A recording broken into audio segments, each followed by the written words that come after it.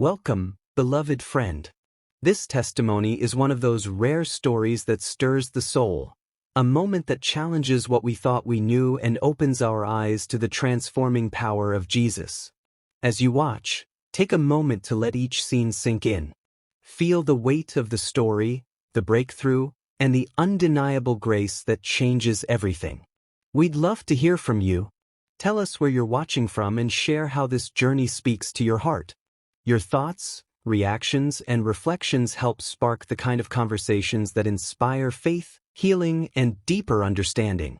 I grew up in a quiet neighborhood on the edge of Lahore, Pakistan, where the call to prayer rose 5 times a day from the tall white minaret beside our house. My name is Lena, and I was 10 years old when everything began. Our small house was built from sun-baked bricks and painted a soft clay color, with blue wooden windows that opened toward a tiny garden filled with jasmine and mint. The air always carried the smell of dust, bread baking, and sometimes rain on dry ground. Next door lived Imam Karim, a man everyone in our street respected deeply. People called him a holy man. His beard was black and thick, and he always wore a clean white robe with a green scarf draped over his shoulder.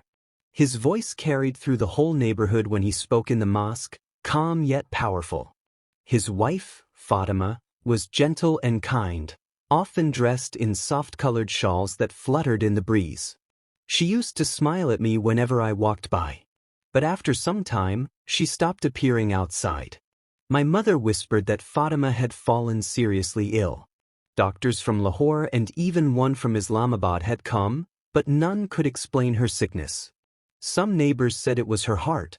Others said it might be a spiritual attack.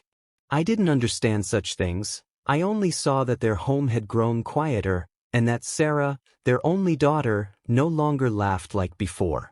Sarah was around my age, maybe a year older, with big dark eyes and always a neat white scarf around her head. Sometimes I saw her sweeping the courtyard or feeding the pigeons alone. I wanted to talk to her, to tell her I missed seeing her mother smile, but my mother said I shouldn't disturb them. "They have enough worries," she told me. One warm afternoon, I sat outside our gate wearing my yellow dress with small blue flowers, brushing my doll's hair. The air was still and heavy. Then suddenly, a quiet feeling filled my heart, like someone gentle was speaking, but not with words. It wasn't frightening, it was peaceful, almost like sunlight melting through clouds. I didn't hear a sound, but I knew what it meant. It was as if a voice deep inside me said I should go next door and pray for Fatima. I froze. A small girl? Pray for the Imam's wife? I looked around, half expecting someone to be there, but the street was empty. My heart started beating fast. I felt shy and a little scared. What if they got angry? But that same quiet voice filled me with courage. So I stood up, brushed the dust from my dress, and walked to the gate of their house. I could hear someone crying softly inside. My hands trembled as I knocked. Sarah opened the door, her eyes red from tears. She looked surprised to see me. I told her I wanted to see her mother. She said her mother was resting, but before she could close the door, I whispered, "Please, I need to pray for her." Sarah blinked, unsure what to say. She went inside to call her father. I waited in the courtyard, the stone floor warm under my feet. Moments later, Imam Karim came out in his white robe and turban, his face serious. He looked down at me and asked what I wanted. My voice shook as I said what had filled my heart, that Jesus wanted me to pray for his wife. The Imam's eyes widened. For a moment, I thought he might send me away. But instead, after a long silence, he sighed deeply and said I could come inside for a short while. That was how it all began. The room smelled faintly of medicine and rose water. Curtains were drawn to block the bright Pakistani sun, and the air felt heavy. Fatima lay on a low wooden bed covered with a white sheet. Her face looked pale and tired, and her hands rested weakly on her chest. When she turned her head to look at me, her eyes seemed surprised, maybe because I was just a small girl standing there in a yellow dress, holding my hands together nervously. Imam Karim stood by the doorway, arms crossed. Sarah stood behind him, her scarf slipping from her head a little as she peeked at me. My legs shook, but I remembered the warmth I had felt earlier, that quiet peace inside my heart. It reminded me that I wasn't alone. I walked slowly toward Fatima's bed. I didn't have any fancy words or loud voice like the Imam did. I just wanted to do what I felt in my heart. I reached out and gently placed my small hand on her arm. Her skin felt warm, almost burning. I could hear the clock ticking on the wall. Everything was silent, except for the sound of my own heartbeat. I closed my eyes and whispered softly, asking Jesus to make her well again so everyone here would know how much he loved them. My voice trembled and I almost cried, but I felt that same peaceful light fill the room. Not something I could see, but something I could feel.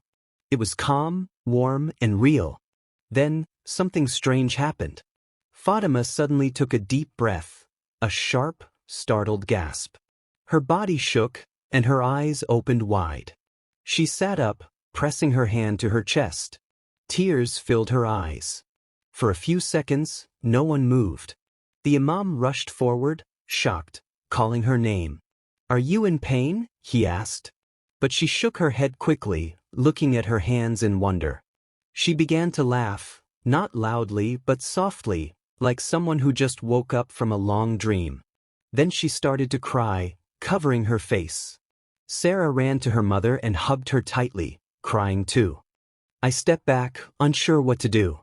I didn't understand what had really happened, but I could feel something beautiful in the room, like joy that didn't belong to any one of us, but came from somewhere higher. The Imam turned toward me, his face pale. He didn't say thank you. His eyes were full of confusion and fear. "Go home, child," he said quietly, his voice shaking. "Go home now." I nodded and left, my hands still trembling. I walked out into the sunlight, the noise of the city far away. I looked down at my hand, the same one that had touched her, and I felt warmth still lingering there, gentle and strong. That night, I couldn't sleep.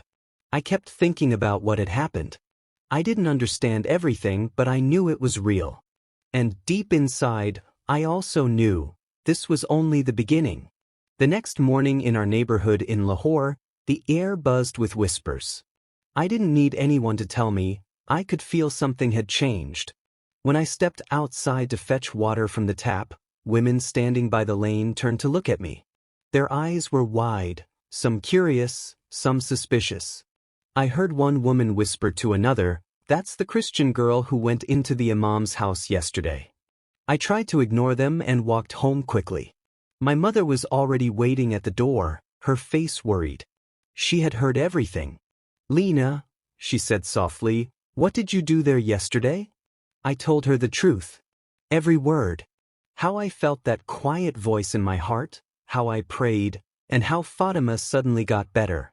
My mother covered her mouth in surprise.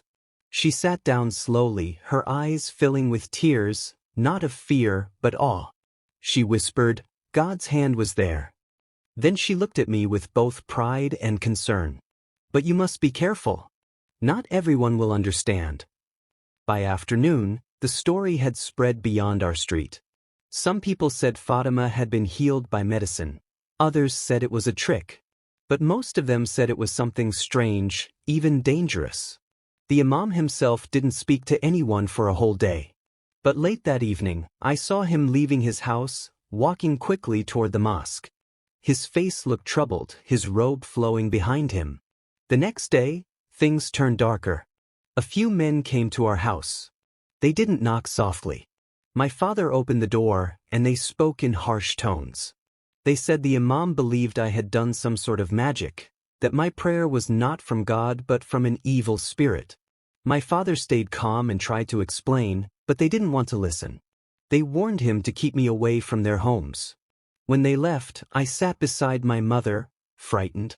I didn't understand why anyone would be angry about someone being healed. My mother held me close and said gently, "Sometimes, when light shines, darkness becomes restless." Meanwhile, in the Imam's house, strange things were happening too. Though the Imam called my prayer witchcraft, his wife, Fatima, refused to believe it. She told everyone she was healed the moment I touched her arm. She said no medicine had helped her before, but after that prayer, the pain never returned. Sarah, her daughter, began to act differently too. She didn't come to the courtyard during the day anymore, but sometimes I felt her eyes watching me from behind their curtains. I could tell she wanted to talk but didn't dare. One evening, as I was returning from the market with my mother, Sarah slipped out quietly from her gate. She didn't speak, but she smiled faintly and pressed something into my hand, a folded piece of paper. Then she hurried back before anyone could see her. When I opened it at home, it was just a single line written in small handwriting. "How did you know?" That night, I stared at those words for a long time, feeling both scared and hopeful. Something told me this wasn't the end, that Sarah's heart was beginning to search for the truth. After that night, I couldn't stop thinking about Sarah's note. Her question, "How did you know?" echoed in my heart. I wanted to answer her, but I didn't know how. I prayed quietly in my room, asking Jesus to help me know what to do. For several days, I didn't see her. Their house stayed quiet, though I sometimes heard Fatima humming softly, a sound that hadn't been heard for months. Then, one late afternoon, as the sun turned golden and the smell of spices drifted through the street, someone tapped gently on our gate. When I opened it, Sarah stood there, dressed in a pale blue shalwar kameez, her scarf loosely tied. Her eyes darted around nervously, as if afraid someone might see her. "Can I come in?" she asked in a whisper. I nodded and led her to the small courtyard behind our house. My mother was inside cooking, so it was just us. She sat on the low wall, fidgeting with her scarf, then finally asked, "What happened to my mother that day?" My father says it was sorcery, but I saw her eyes when she got up. She wasn't afraid, she was free. I looked down at my hands and tried to explain as simply as I could. I told her I didn't do anything special. I told her about the voice that spoke in my heart, how it filled me with peace, how I prayed to Jesus because I believed he still heals and loves. Sarah listened silently, her eyes wide. She didn't argue. She just looked thoughtful, almost sad. "My father says your faith is false," she said softly. "But when you prayed, something real happened." She stayed for only a short while. Before leaving, she asked if we could talk again, but she wanted to do it secretly. I agreed. From that day, our strange friendship began. Every few days, she would slip through our gate after sunset, when the neighborhood quieted and the streets grew dim. We would sit on the back steps and talk in whispers. She asked about Jesus, who he was, why I prayed to him, how I knew he listened. I didn't have big words or fancy answers. I only told her what I knew, that he was my friend, that he loved people deeply, that he came from God, and that he cared about every heart. One evening, she asked something that made me pause. "Do you ever feel him near you?" I nodded. "Not like seeing with my eyes," I said slowly, "but inside. When I pray, it's like he fills the air, like light you can feel but not touch." Sarah didn't speak for a long time after that. She looked up at the stars above Lahore's quiet rooftops and whispered, "I wish I could feel that." When she left that night, she looked different, more thoughtful, almost peaceful. And though she didn't know it yet, something was beginning to stir in her heart. Later that week, I heard her father speaking angrily in the street. Someone had told him they'd seen Sarah near our house. My stomach tightened in fear. I prayed silently for her safety. That same night, something happened, something she would later tell me changed her life forever. Sarah told me later that the night her father grew angry was the same night she had the dream that changed everything. She had gone to bed crying, afraid that her father would find out about our secret meetings. The power had gone out again, as it often did in our part of Lahore, so her room was dark except for the faint moonlight slipping through the window. She said she tried to sleep, but her mind wouldn't rest. She kept thinking about my words, about Jesus, about light, about peace that could fill a person's heart. If you haven't subscribed yet, now is the perfect time. We'd be honored to have you join this growing community of seekers and truth lovers.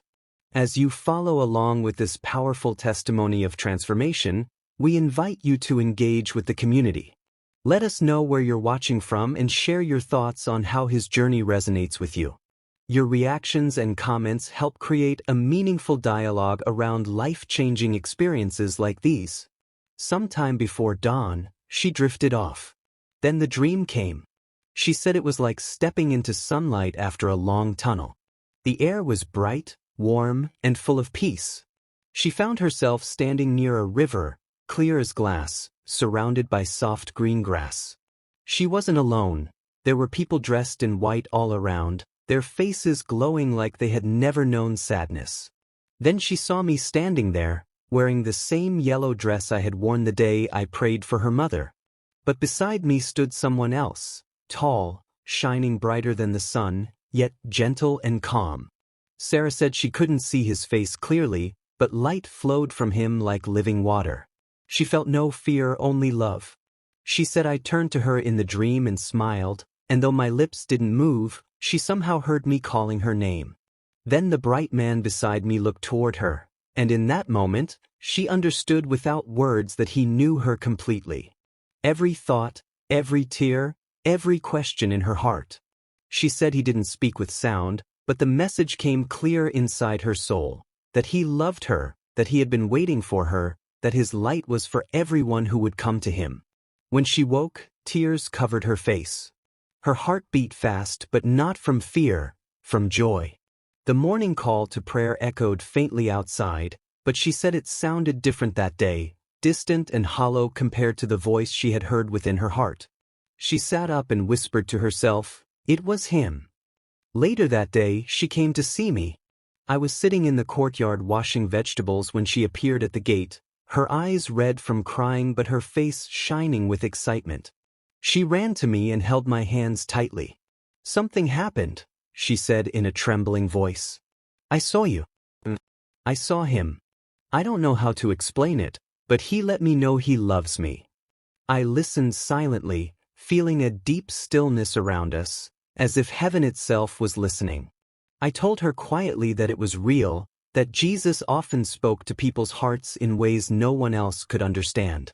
Tears ran down her cheeks as she whispered, "I want to know him more." That was the day I knew her life would never be the same. After the dream, Sarah changed. She smiled more, though quietly, like someone hiding a secret too precious to share. She began to visit me often, but always carefully. Sometimes she would come just before dawn when the streets of Lahore were still empty, and the mist hung low over the roofs. Other times she'd slip through our back gate after evening prayers, her scarf pulled low over her face. We would sit in the small courtyard behind my house or walk together toward the Ravi River that ran quietly beyond the fields. We couldn't go far, it wasn't safe for two girls alone, but there was a small, hidden path near a cluster of old mango trees where the water could be seen glimmering between the reeds. We used to sit there and talk softly. Sarah asked many questions. She wanted to know about everything, about Jesus' life, his kindness, how he healed the sick, and why he forgave people who hurt him. I told her what I knew from the stories my parents had read to me from the Bible. I told her how he loved everyone, even those who hated him, and how he gave his life so that people could be close to God again. Sometimes, as I spoke, the evening wind would stir the trees, and both of us would grow silent. We could feel something in the air, that same peace we had felt before. It wasn't just words anymore, it was real. One evening, Sarah brought a small book wrapped in cloth. "It was my father's," she whispered. "An old copy of the Injil, the Gospel. He keeps it locked in a drawer, but I've read a few pages secretly. I want to read more with you." My heart leapt, both with joy and fear. If the imam found out, she could be punished. But I saw in her eyes that she was ready. So we began to meet often at that same spot near the river, reading quietly as the light faded. She would read slowly in Urdu, sometimes pausing to ask the meaning of certain words. Each time, she grew more amazed by the stories of Jesus, his patience, his mercy, his strength. One evening, as we finished reading about how he calmed the storm with just a few words, Sarah closed the book and stared at the rippling water. "It feels like he's calling me," she said softly. "Like he's waiting by this very river." The sky above us turned orange and purple as the sun sank low. I told her gently that when someone begins to follow Jesus, he calls them to give their heart completely, not halfway. She nodded slowly, her eyes bright with tears. "Then I want that," she said. "Even if it costs me everything." Those words stayed with me. I knew she meant them. And I knew that someday soon, this quiet river might become the place where everything would change for her. The night was quiet and heavy with the smell of rain when everything changed. The moon was full, hanging low over Lahore's dark skyline, and the streets were nearly empty. The air felt tense, like the world was holding its breath. Sarah had sent me a note earlier that evening through a young boy from the market. It said only 5 words, "Tonight, by the river. Please." My heart pounded as I read it. I didn't need to ask why. I knew. My parents were praying in the small sitting room when I told them. They looked at each other in silence, and my father finally nodded. "Go, child," he said softly. "The Lord is calling her." My mother wrapped a shawl around my shoulders and whispered, "Be careful." I put on my simple blue dress and sandals and slipped out into the cool night air. The path to the river was dim, the sound of crickets filling the silence. When I reached the spot near the mango trees, I saw them. Sarah and her mother, Fatima, both dressed in white shawls. Their faces glowed faintly in the moonlight. Behind them stood a Christian pastor my father knew, a quiet man who often visited believers in secret. Sarah's eyes met mine, and I saw no fear, only peace. Fatima smiled, tears shining on her cheeks. She had found the same faith her daughter now carried. The pastor spoke softly to them about following Jesus, about giving their hearts to him completely. His words were simple, but they felt full of life. Then, one by one, they stepped into the water. The moonlight reflected off the ripples, turning everything silver. Sarah's scarf floated on the surface as she held her mother's hand tightly. The pastor placed his hand gently on her head and spoke a short prayer. Then, slowly, he lowered her into the river and lifted her again. When she rose, the water streamed down her face like shining tears, but she was smiling, a smile I'll never forget. Her mother followed, trembling but joyful. Together they stood there in the shallow water, holding hands and crying softly, their voices blending with the quiet rustle of the trees. I stood on the bank, tears filling my eyes. The air felt alive, as if heaven itself had bent low to watch. I could almost feel that same presence again, gentle, bright, full of love. Afterward, we wrapped them in shawls and sat silently under the moonlight. No one spoke much, words weren't needed. We all felt the peace, the kind that doesn't come from the world. As we prepared to leave, Sarah turned to me and said quietly, "I don't know what will happen now, but I'm not afraid anymore." I squeezed her hand and whispered, "You're not alone. He's with you." And deep inside, I knew something powerful had just begun, not just for them, but for all of us. The peace from that night didn't last long. Within days, everything in our small corner of Lahore began to change. Rumors spread quickly, someone must have seen us by the river. At first, people whispered quietly, but soon the whispers turned into open anger.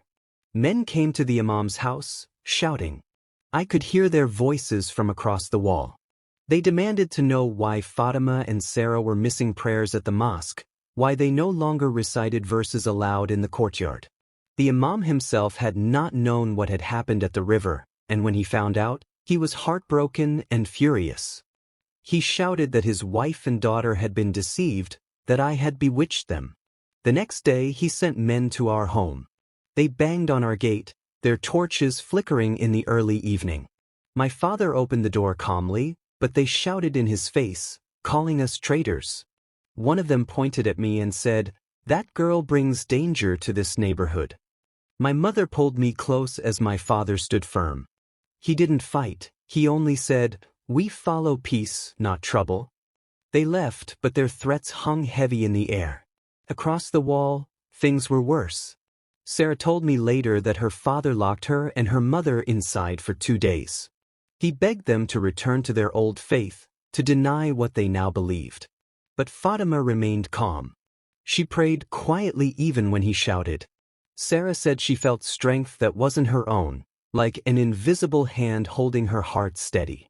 When they were finally allowed out, the imam told everyone that his wife and daughter had brought shame to his house. Some neighbors stopped speaking to them. Others threw stones at their gate. It broke my heart to see Sarah's face at her window, no longer free to visit. My father decided we should stay inside for a while, but every night I prayed for them. Sometimes I woke in the dark and whispered their names, asking Jesus to give them courage and peace. I knew they were suffering, but I also knew they would never turn back. Weeks passed, and though the anger in the neighborhood grew, so did something else, quiet curiosity. Some women began to visit Fatima secretly, asking how she had been healed. Others wanted to know about the peace she now carried. And even though the imam forbade it, the story kept spreading. It was strange. The more people tried to silence the truth, the louder it seemed to echo. One afternoon, I saw Sarah again from afar. She stood on the balcony with her scarf fluttering in the wind. For a moment, our eyes met, and she smiled faintly. That single smile told me everything, that even in pain, her heart was free. I didn't know what the future would bring, but I felt certain of one thing: light can never be hidden forever. The days that followed were hard. The neighborhood that once felt safe now carried an uneasy silence. Some of my school friends no longer talked to me. A few even crossed the street when they saw me coming. My father lost several customers at his small shop, and our landlord began to look at us with suspicion. Still, every evening, we prayed together, not asking for escape, but for strength. Sometimes at night, I would climb the narrow stairs to our rooftop and look toward the imam's house. Their lights were often dim, but I could see movement, a small flicker of candles, shadows of people kneeling. I knew it was them, Fatima and Sarah, still praying in secret. Though they were watched closely, their faith didn't fade. In fact, it seemed to grow brighter. One afternoon, weeks after the trouble began, Sarah managed to send me a small folded letter through a fruit seller who passed between our homes. It was written in careful Urdu, and I still remember every word. She said her father barely spoke to them now, but she wasn't angry. She said she prayed for him every day, asking that the same love she had found would touch his heart too. She wrote that even though life had become difficult, she felt joy she couldn't explain. She said it was like a quiet flame inside that no storm could blow out. The more they try to silence me, she wrote, the more peace I feel. Her words made me cry. I realized that faith wasn't just about miracles, it was about holding on when everything around you shakes. As weeks turned into months, small changes began to happen. A few women who had once mocked Fatima now came secretly to ask for prayer. One brought her sick child. Another came because she had terrible dreams she couldn't escape. Each time, Fatima would pray softly, her hands steady, her eyes filled with gentleness. Some of them left in tears, but not from sadness, from peace. The imam grew lonelier. He stopped leading prayers as often, and his voice lost its strength. People said his heart had been broken by what happened to his family. But I believe God was working quietly in him too. Light often begins where the heart cracks open. Through it all, I kept writing in my small blue notebook, everything I saw, everything I learned. I wanted to remember how faith had turned fear into peace, and how love had changed hearts that once seemed unreachable. Sometimes I would walk to the river alone. The water flowed gently, and the reflection of the moon danced on the surface. I would close my eyes and remember that night, their baptism, their joy, their tears. Even when the world turned against them, that same joy still shone. It was then I understood, miracles weren't only about bodies being healed. The greatest miracle was the change of a heart. Years have passed since those days, yet I still remember every detail, the warmth of that first afternoon, the trembling prayer, the laughter through tears, and the moonlight that touched the river the night Sarah and her mother were baptized. I was only 10 then, but those moments shaped the rest of my life. Sometimes, I walk by that same river now as a grown woman. Lahore has changed, the city is louder, the streets busier, but when I see the water glimmering in the evening light, it reminds me of how faith once flowed through that quiet place. I remember Sarah's smile, her courage, and the way she never turned back even when the world pushed against her. She and her mother eventually moved away to a small town near the hills. They wanted peace and a chance to live quietly. But before leaving, Sarah came to say goodbye. She wore a simple white dress that fluttered in the wind, her eyes full of that same gentle light. She hugged me tightly and said, "Never forget what he did for us." I never have. Looking back now, I understand something deeper. The story wasn't really about us, not about a little girl's prayer or a woman's healing. It was about God showing his love through ordinary people. He didn't choose the powerful or the wise. He chose a child. He chose hearts that were willing. Sometimes I wonder why he let me be part of it. Maybe it was to remind me, and anyone who hears this story, that innocence, when it trusts in him, becomes a doorway for miracles. So, to every believer who reads or hears my story, I want to say this: walk closely with God. Don't let fear or doubt silence your prayers. When he puts love in your heart, act on it, even if others laugh or call you foolish. Keep praying, keep studying his word, and let his kindness be seen through you. The world can be harsh, and not everyone will understand your faith. Some may reject you. But never forget that Jesus' love is stronger than rejection.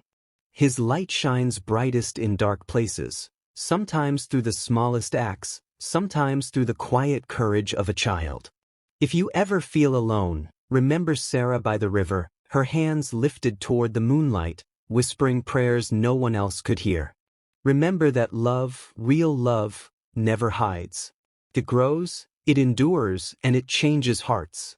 So let us keep loving one another. Let us forgive quickly, pray deeply, and walk humbly with our God. Because the same Jesus who healed Fatima still heals today, not just bodies, but hearts, families, and nations. And sometimes, all it takes to begin a miracle is the simple faith of a child who dares to believe.